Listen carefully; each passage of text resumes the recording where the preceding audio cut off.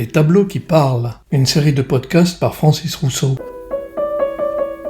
Gustave Moreau, 1826-1898. Le jeune homme et la mort. À gauche, version conservée au Fogg Art Museum d'Harvard. À droite, version conservée au Musée d'Orsay, Paris. Il existe de nombreuses répliques de l'original présentées au salon de 1865. Celles d'Orsay, à droite, et celles d'Harvard, à gauche, sont sensiblement différentes. Sans vouloir jouer au jeu des 7 erreurs, on notera que la version d'Orsay montre un cadre peint dans la toile elle-même, alors que l'autre, non. La signature figure sur le cadre orné des fleurs qui le garnissent, exactement comme l'on pourrait garnir une tombe.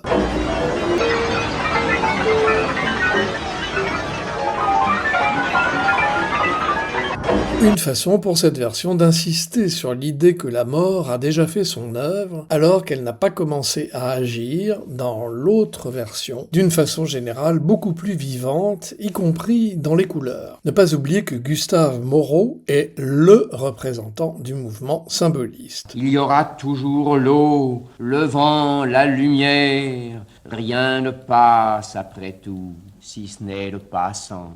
Dans la version de droite, la mort a déjà tellement fait son œuvre, donc, que le jeune homme s'apprête à disparaître du cadre, son pied gauche s'en tenant déjà à la bordure extrême. Par contre, la mort elle-même, représentée par une femme aux traits diaphanes et insaisissables, n'est pas différente selon les deux versions. C'est bien la même qui passe derrière le jeune homme et l'enlace d'un mouvement que l'on imagine imperceptible, silencieux et glacial. Oui, la mort, ou la parque, comme on voudra l'appeler, qui flotte dans les airs, telle une créature invertébrée, tient ferme son sablier en ne le quittant pas du regard, comme si elle ne voulait pas laisser passer un quart de seconde de trop.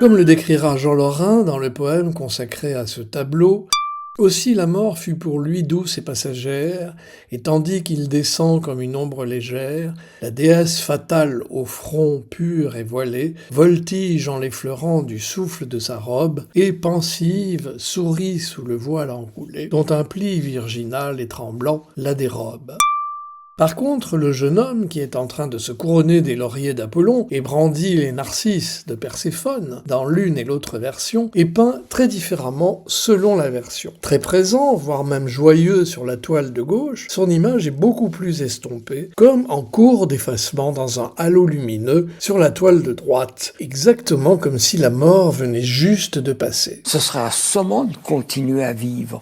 La pire catastrophe, ce serait d'être immortel. Jean d'Ormesson.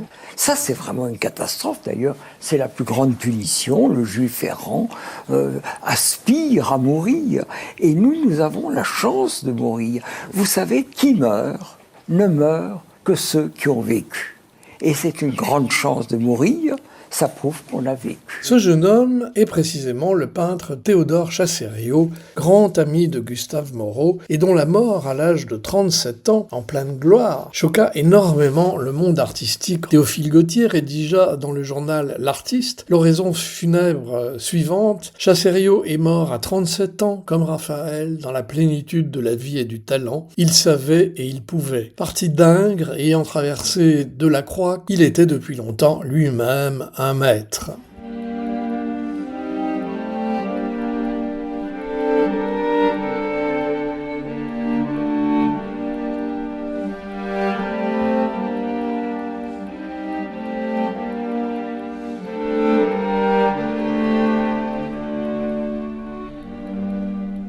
Intéressant avant imminent, et après tout aussi éminent, du passage de la mort selon l'une ou l'autre de ces versions, comme si Gustave Moreau s'était appliqué à tenter de saisir l'insaisissable, c'est-à-dire ce moment du passage qui questionne l'espèce humaine depuis l'origine de son existence. Qu'est-ce que le réel ? Quelle est ta définition du réel ? Si tu veux parler de ce que tu peux toucher, de ce que tu peux goûter, de ce que tu peux voir et sentir, alors le réel n'est seulement qu'un signal électrique interprété par ton cerveau.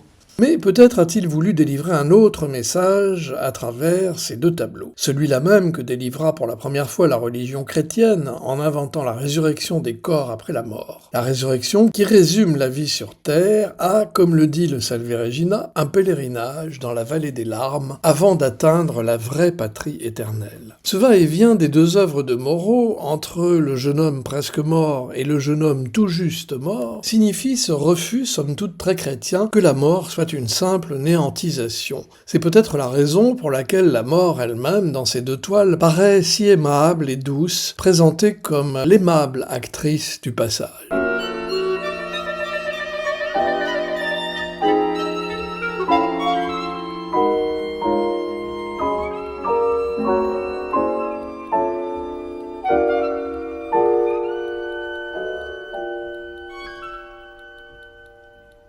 Enfin, dans ce tableau, un élément intrigue. Il s'agit de l'ange aux ailes rouges au pied du jeune homme. Il incarne une symbolique complexe, caractéristique de l'imaginaire ésotérique de Gustave Moreau. Plusieurs interprétations ont été données qui se résument dans le fait que cet ange incarne une ambivalence, il fusionne le sacré et le morbide, le désir et la destruction. Il n'est ni un sauveur, ni un démon, mais un symbole de la condition humaine, tiraillé entre aspiration spirituelle et fatalité terrestre. Sa présence renforce l'idée d'une destinée inéluctable où beauté et mort sont inextricablement liés. Un symbole très romantique et une symbolique qui se résume dans cette magnifique définition d'André Malraux: la mort est là comme la preuve irréfutable de l'absurdité de la vie. C'est une chose étrange à la fin que le monde. Un jour je m'en irai sans en avoir tout dit. Ces moments de bonheur, ces midis d'incendie, la nuit immense et noire, aux déchirures blondes. Ponctuation sonore, Louis Aragon, Que la vie en vaut la peine, dit par Louis Aragon, Jean d'Ormesson, Je dirais malgré tout que cette vie fut belle, 2017, La Matrice, film de Wachowski, 1999, Pierre-Henri, Le livre des morts égyptiens, Transformation, 1990. Franz Schubert, La jeune fille et la mort, Quatuor à cordes numéro 14. Olivier Messiaen, Quatuor pour la fin du temps, Liturgie de cristal.